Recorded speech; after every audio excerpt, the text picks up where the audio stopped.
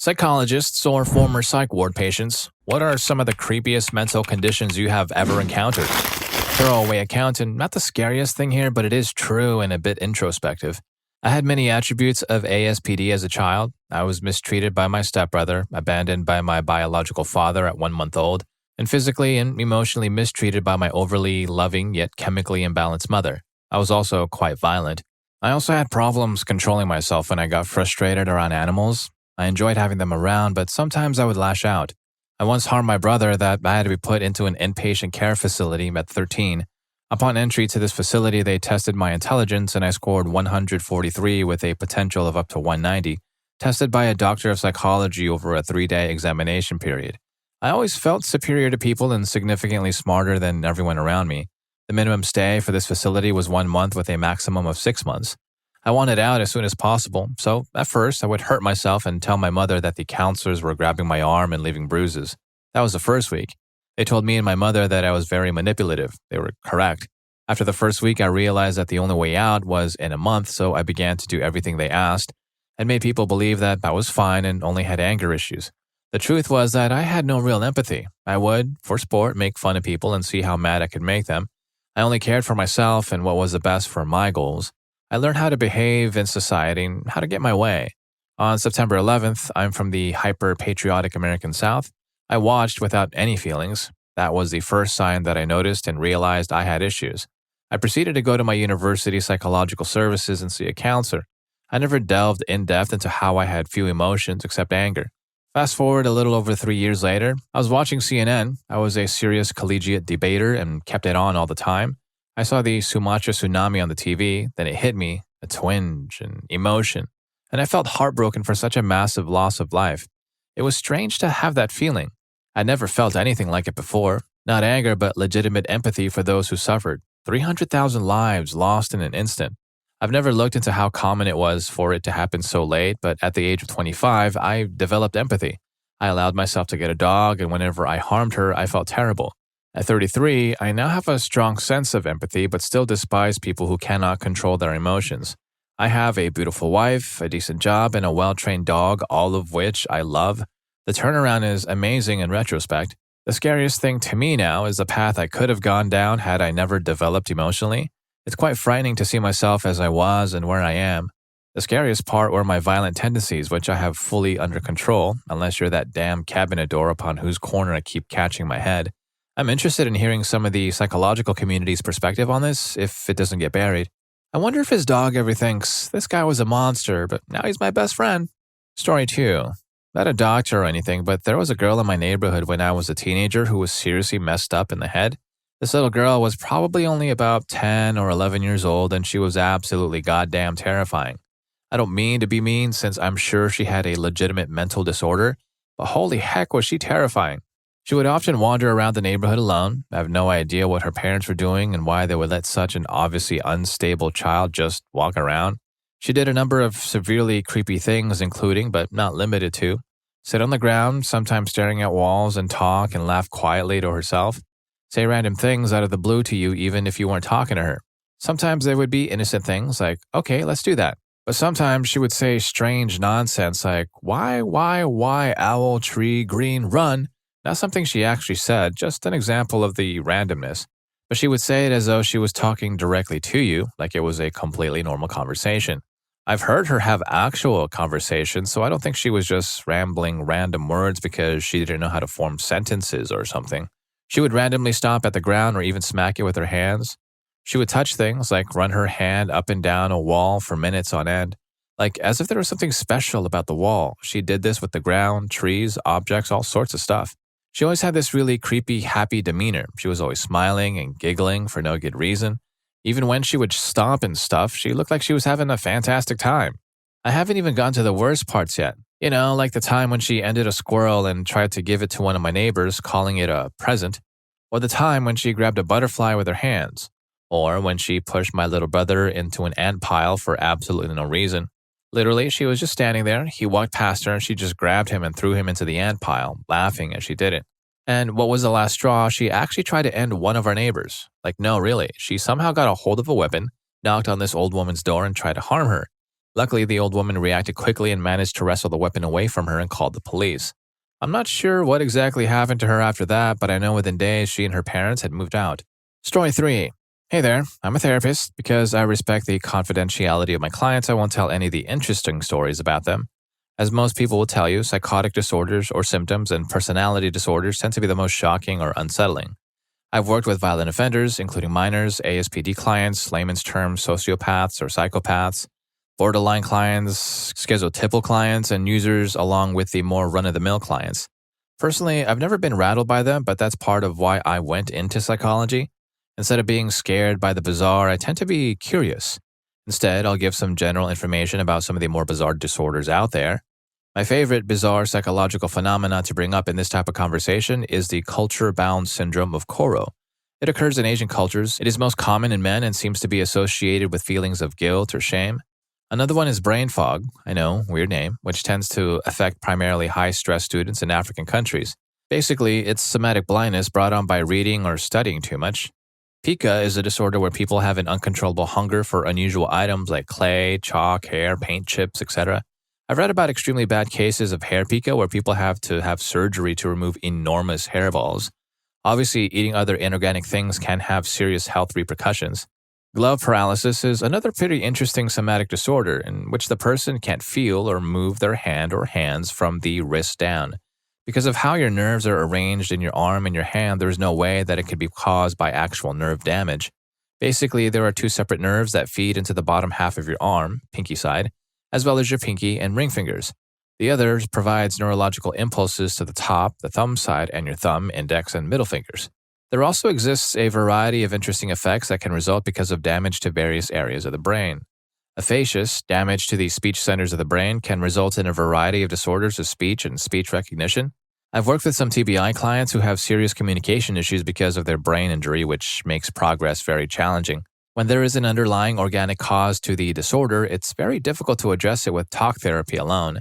It's always interesting to me how different psychopathology can be in different cultures. Some disorders with a strong biological component, like schizophrenia, seem to occur across the world at the same rate. Others, like eating disorders, simply do not occur with any regularity in other cultures. Story 4. Not a professional, but a friend of mine is suffering from the capgrass delusion. We moved apart several years ago and hadn't been in touch very well. I knew she had gone through some stressful times. I had a couple of phone calls with her where she was worried that her computer had been hacked, but she seemed reasonable. And one day she called me and told me that her husband had been replaced with an imposter. She wanted me to fly to visit her so I could see him with my own eyes and confirm for her that it wasn't really him. Talking to her is simultaneously fascinating, unnerving, and heartbreaking. The worst part is, while she is clearly not correct in her beliefs, she is quite consistent in them and they are utterly real in her mind.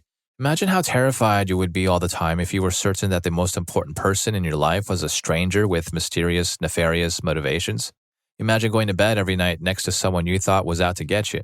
Imagine spending all day desperately trying to find your husband because he must be out there somewhere, right? Story 5. Reactive attachment disorder. I worked at a group home for kids with this disorder and it was creepy before I fully understood it. Children who have suffered severe and neglect early in life often have their ability to form healthy attachments to caregivers or anyone destroyed. Some of them would cling to me, call me mommy, and beg to come home with me 30 seconds after I met them. Others would refuse to talk to anyone, hurt themselves and others, set fires, and act out any chance they could. Sometimes they would improve enough to be sent to foster homes only to have their behavior come back worse once they were placed in an unstructured family setting. It's extremely tragic because there is basically no hope of a cure and they will have the disorder the rest of their lives. That's heartbreaking. It's hard to imagine the trauma those kids have already been through. Story 6. Oh, I know.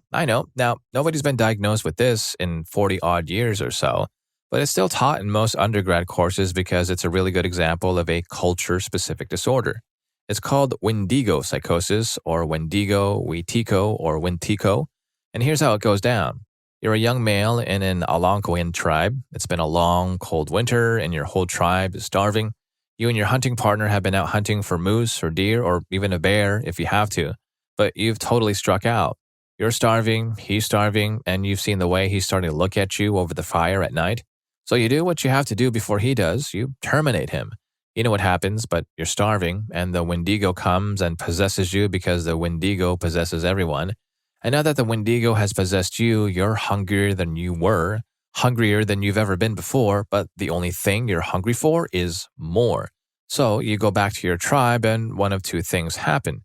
You tell someone, and they attempt to cure you by having you eat until you retch the heart of ice you now have because you are a Wendigo demon. 35% of reported cases were cured by this method. Or you don't tell anyone, you go back to your tribe and attempt to terminate a family member.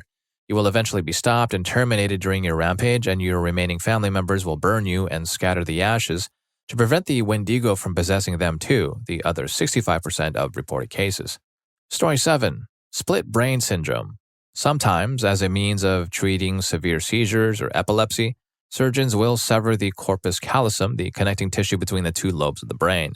The good news is that future full-blown seizures are limited to one half of the brain, leaving the patient aware and able to take precautionary measures.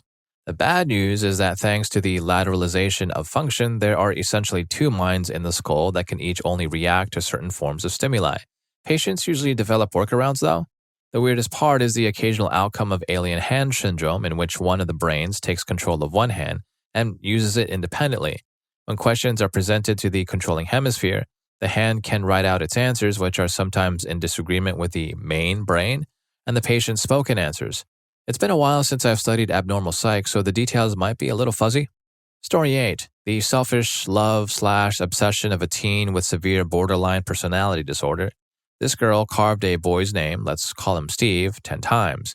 Then she had intimacy with another boy so that she could get pregnant, have a termination, tell her friends that the child was Steve's, and that Steve had pressured her to have the termination. All this time, she had been spying nightly on Steve, had fake installed cameras in his house while he wasn't there to make sure he wasn't dating anyone else, and had introduced herself to every one of Steve's close family members as Steve's girlfriend while Steve wasn't around. The kicker? Steve didn't know this girl. He vaguely recalled meeting her once, but didn't know her name until I sought him out. He knew someone was pretending to be his girlfriend, but didn't know who. Story 9.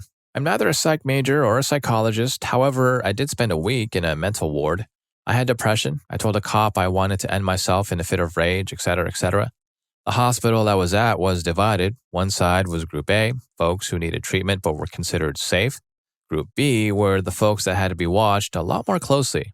About 2 days after I was checked in, another woman came in too. She was placed in Group A and was placed as my roommate.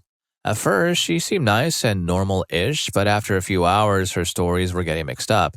I mean, she came in, found out I had a kid, then said she had a daughter as well who lived with her mother-in-law or something. After dinner, the story was that her daughter had been terminated by her father and that the woman didn't even care. I voiced my concern to the nurses but was told to just go to bed in the same room with her. It took a while for me to fall asleep that night because my sleep schedule was all sorts of messed up. I think I passed out around midnight. We were put to bed at 8 p.m. I'm not sure how long I was asleep before I woke up to my roommate trying to end me. Now, we were placed in the last room at the end of the hall, far from the nurse's desk. Plus, I was being harmed, so I couldn't even yell for help. I thought I was going to pass away, but I had fallen asleep with a book, so I bashed the book and ran out of the room. The nurses probably thought I was the super crazy one, yelling at them. I'm not sure they would have believed me if it wasn't for the fact I had hand marks around my neck. My roommate was transferred to the other side of the ward, locked up with limited time out of her room. I never bothered to ask what her deal was. I didn't want to know. I had a new roommate by the end of the day. A really nice older lady who was not straight. I told her about crazy roommate number 1, and we would just go for hours at night until I was ready to pass out. Story 10. When I was younger, I was a pretty unstable kid, which led to multiple stays in a youth psych ward. One of the times I was in, we got a boy who looked like a 14-year-old fatter, paler, creepier Jack White. So we find out that he threatened to terminate his school principal, which even to a bunch of teens was psycho as hell. I slightly felt bad for him because obviously he was messed up in the head, way more than us at least. But he would say all of these awkward things trying to be funny that ended up sounding like serial quotes like, "Do you ever wonder what it feels like to be harming someone?" Which, especially to the girls, was freaky as hell. So after my roommate gets out, I hear Hannibal Lecter is moving into my room. It's weird, but I just brush it off. I was 250 pounds, 5'10", and he was just him. So a few nights would go by, nothing weird, and every once in a while when he made a messed up joke, they would pull him aside and tell him to chill out. But one day I didn't see him, and one of the doctors called me in. They tell me he is in his own room in solitary now. They pull out his notebooks and it is filled with his drawings of me while I sleep, fantasy drawings of him doing disturbing things to me. It is literally the entire notebook front to back filled with these drawings and writings. I am so petrified that I don't talk or leave my room for days. He apparently got sent to a long-term center far away, but I ended up staying even longer since they thought I would end myself over that. But that's the story. I never saw or heard from him again. I still think about it all the time. It's hard to sleep around other people anymore. Story 11. I worked as a case manager in a psych ward and was sworn into Superior Court 3, which dealt with kids being removed from the home along with various other juvenile cases.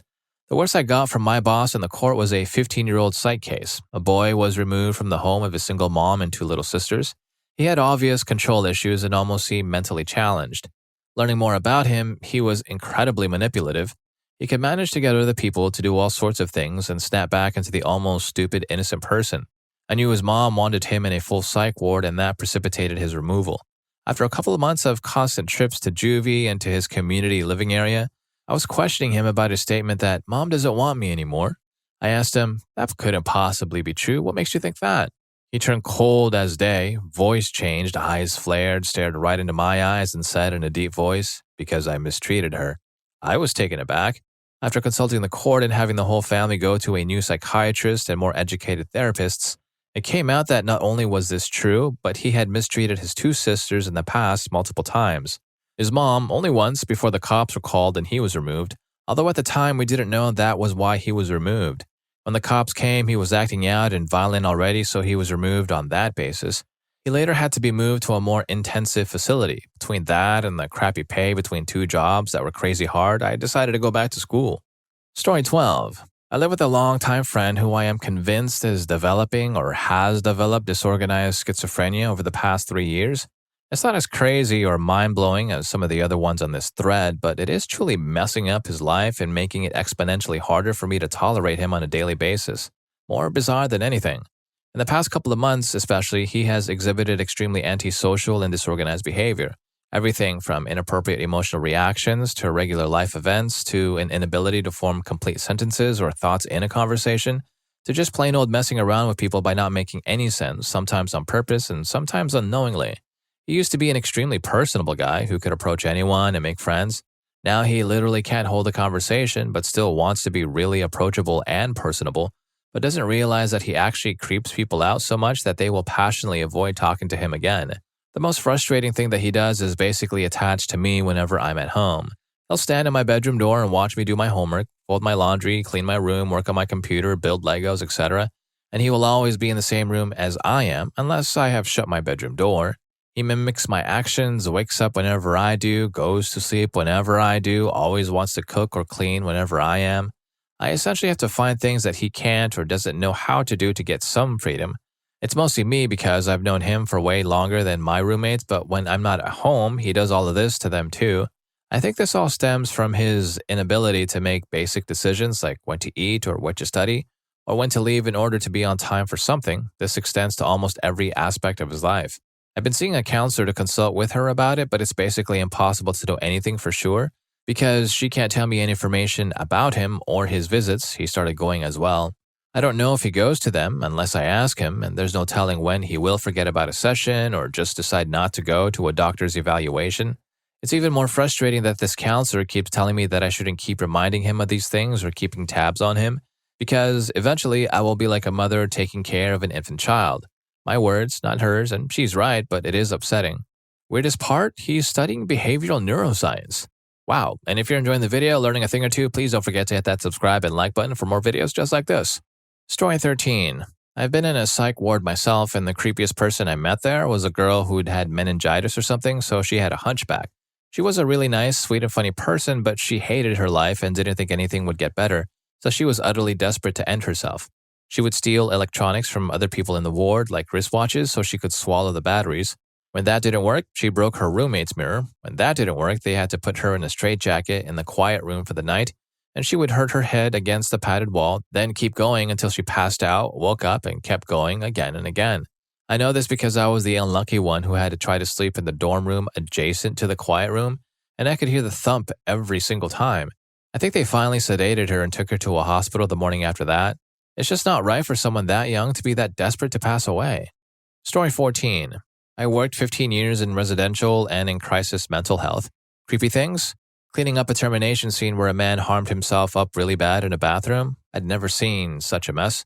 The case made national news and was on Huffington Post because he was part of a story. It is one thing to see photos, another thing to experience it, as the smell in a confined bathroom is quite powerful. I like working with schizophrenics, at all sorts. Back in the 90s when BDP was really popular, there was a psychiatrist that was convinced all her patients were part of a ritual. She screwed up many people's lives and lost the largest psychiatric malpractice suit at the time. Just Google ritual and recovered memories to see how messed up it all is. Everyone who attended these therapy groups would come back with stories straight out of Michelle Remembers. I got into a heap of trouble by questioning these docs. Two of the psychiatrists that I worked with ended up in state mental hospitals themselves. I have very little respect for the profession and believe in 40 years we will look back on how barbaric these times were. Many people have had ECTs. It isn't nearly as bad as people like to think. I only worked with one person who had a lobotomy, mainly because he had nonstop seizures. The creepiest of the creepy are people with head injuries. Don't even get me started on the issues of impulse control, the crazy stuff, etc. Story 15. Late to the game as usual, but oh well. The first time I went to the psych ward when I was 13, there were 3 people who genuinely freaked me out.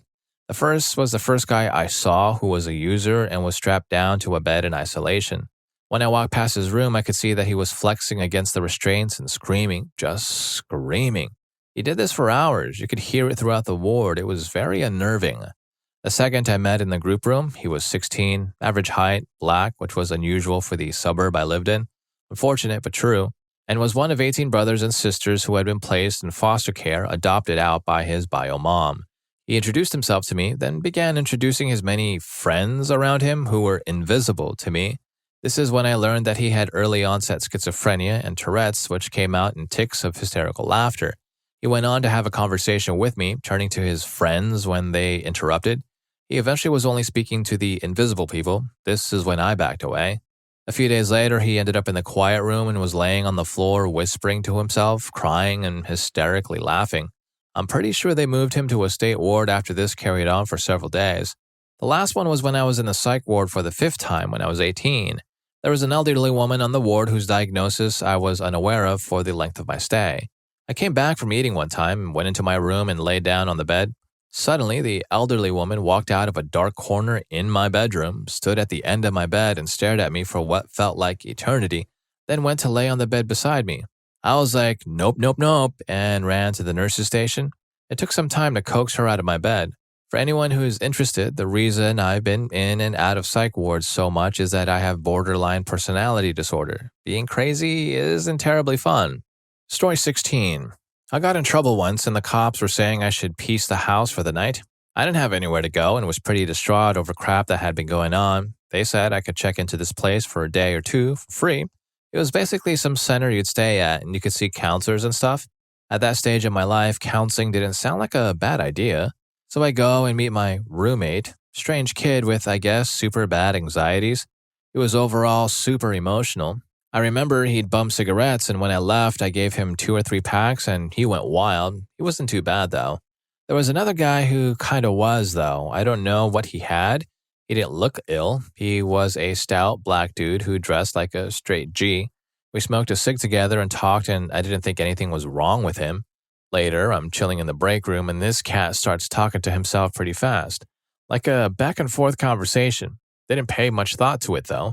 Then later, I see him jamming to some song on the radio, and the song ends, and the DJ starts talking, and he begins trying to talk to the DJ and sounds pretty mad. I didn't look at him to not be rude, but he stopped arguing with the radio and gave me a heavy stare. So I left the room and heard him go back at it. I told the worker, but they said he was fine. Then there was another woman who had it really bad. I was told it was schizophrenia. She sat in the room coloring, scribbling on paper, literally almost all day long. Mental illness really interests me. And I've always wanted a job where I could help people with problems feel better, so I really thought this was a chance to help and maybe become friends. I tried approaching her a few times, offered her a cig, to do a puzzle with her, and also just to hang out. Not once would she even pay attention to me. It was like I wasn't there at all. I don't know why I couldn't get a response, but the way she acted really gave me an idea how intense schizophrenia is capable of being. I know this stuff doesn't sound like much, but some of it took me aback. Story 17. Not a psych major or a psychologist, but I knew a girl who was incredibly smart and beautiful. I learned that she was mistreated emotionally, verbally, and physically by her mom when she was little, mistreated by her grandfather and her cousin, and bullied relentlessly in school. She still lives the normal life of a normal human being, but the immense scars on her psyche caused by her events was kind of disturbing. She started to have these severe anxiety attacks that were nothing like I've heard or seen before. She'd drop on the floor and start twitching, slowly, but then building up to something like a seizure. She would scream, tears streaming down her face, hit herself, pull her hair, eyes rolling back, whisper and whimper to people who aren't there, and even more disturbingly, scratch herself while laughing.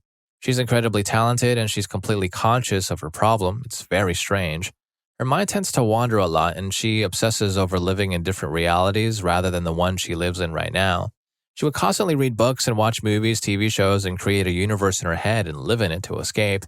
She can't handle the paradoxes of the universe because when she thinks too much and too deeply, she starts attacking herself again, the seizure-like stuff. To make it even worse, she often tends to think everyone's out to get her, like paranoia, even though she consciously knows that it's irrational. It's almost like all these disturbing things she does are controlled by something or someone else inside of her.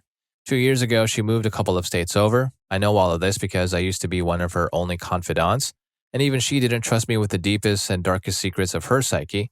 She has severe trust issues. To this day, I still hope she's doing okay. Story 18. Not a psychologist, but I had a particularly creepy encounter with a psychologically unstable student when I was an RA in college. We'll call him Brian. Earlier in the school year, Brian had presented himself as a perfectly chill guy. He was friendly to everyone, chatty, overall pretty normal. But as the year progressed, his behavior became increasingly odd. He was still a friendly guy, but there were instances where it felt like a switch had been flipped. I'm not sure how to describe it. He was friendly, but his friendliness seemed like a front to cover up his cold, malicious nature.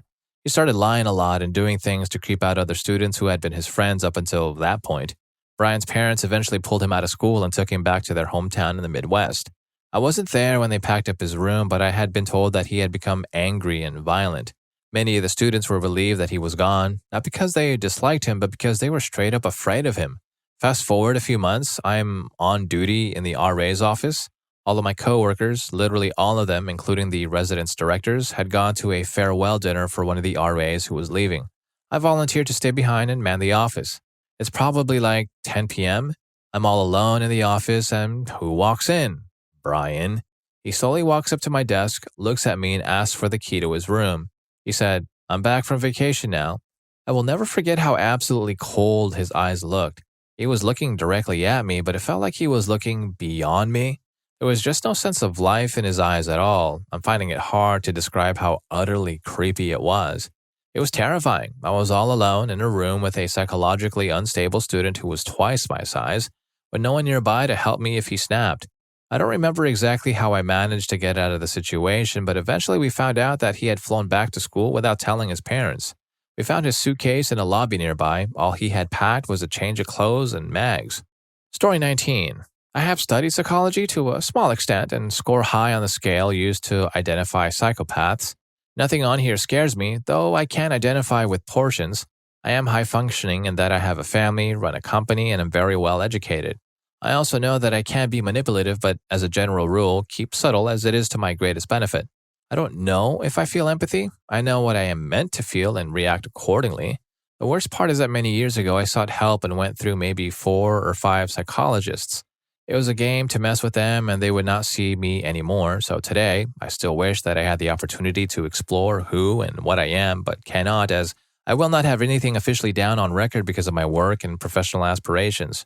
People with this are not always cancerous.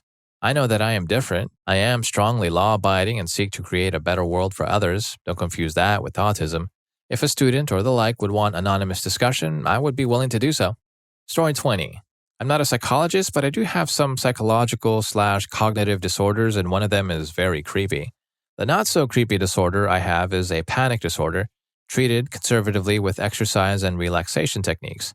The creepy disorder I do have is hypnopompic hallucinations, which I'm not sure there is any treatment for. Hypnopompic hallucinations occur when you're just waking up, so you feel like what you're seeing is very real because you know you're awake. I actually had one last night where I was convinced I saw someone moving around in my apartment. I turned my flashlight on in the direction I saw the person until I was finally convinced it was just a hallucination. I typically have these hallucinations at night, but they have also occurred when I wake up from a nap during the day. My hallucinations usually involve bugs, spider, people, and occasionally flying things like bats or just imagined flying creatures. It doesn't last for very long, usually 5 to 10 seconds, but it is very frightening. Story 21. Psych major, still in school. A bunch of the classes we're required to take basically just involve working at various mental health facilities for so many hours a week. You can choose your location, so I bumped around between Eastern State and the VA.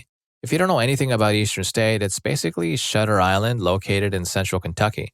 It's the oldest psychiatric hospital in the United States and hasn't really changed much through the years. They still have dungeons, not in use, where they used to keep patients. Whenever they renovate, they run the risk of finding mass unmarked graves. The buildings look like they were salvaged from the Titanic. Overall, it's got a creepy you never leave here alive vibe. Anyways, all of the students were assigned to chill with a specific person. Some people were assigned to patients with depression, eating disorders, etc. I was paired with a man with active psychosis and schizophrenia.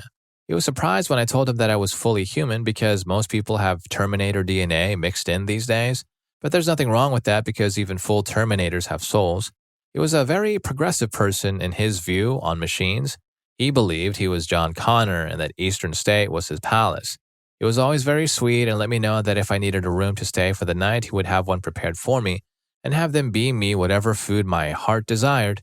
In general, he was pretty harmless. He was just permanently institutionalized because he couldn't maintain personal hygiene and he would forget to eat.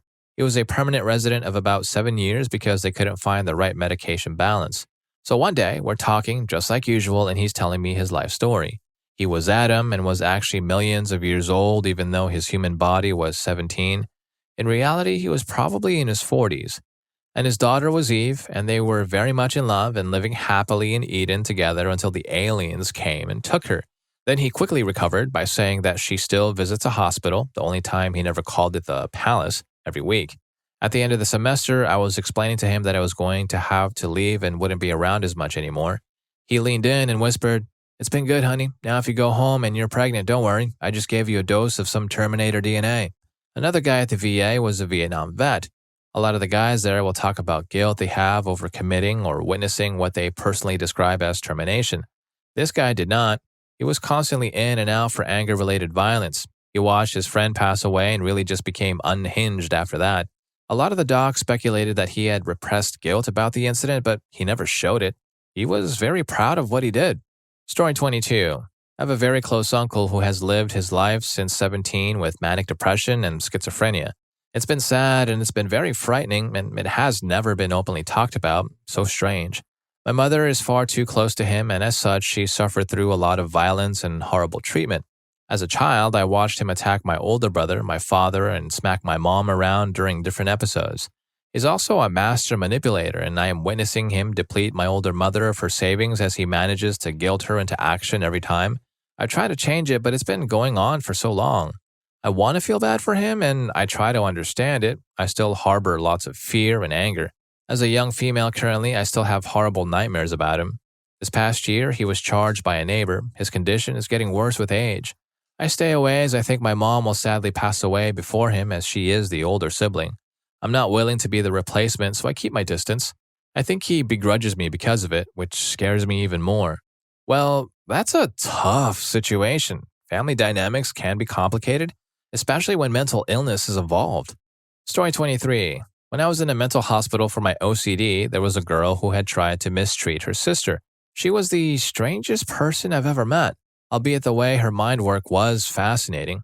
She was about 12. She always had really thick makeup on like a clown and was always wearing a bathrobe. She wore heels with her bathrobe too. I know she did something awful, but you could tell she was just a remorseful kid.